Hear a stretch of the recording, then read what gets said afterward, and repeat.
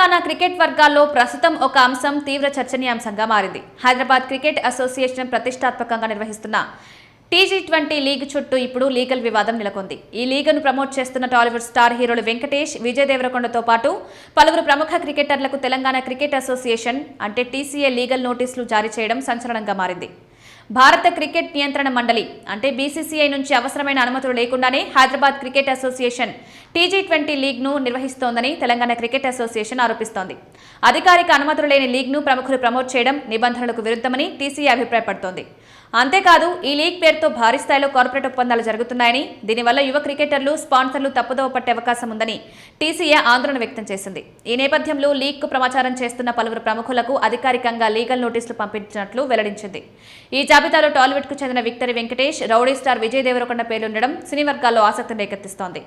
భారత జట్టు పేసర్ మహమ్మద్ సిరాజ్, యువ క్రికెటర్ తిలక్ వర్మ, మాజీ క్రికెటర్ అంబట్ రాయుడు వంటి ప్రముఖులకు కూడా నోటీసులు పంపినట్లు సమాచారం.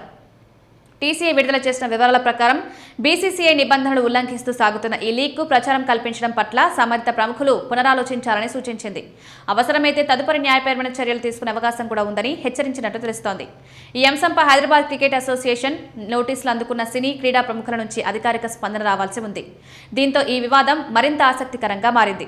కొందరు బీసీసీఐ అనుమతుల అంశంపై ప్రశ్నలు లేవనెత్తుతుండగా మరికొందరు పూర్తి వివరాలు బయటకు రావాలని అభిప్రాయపడుతున్నారు.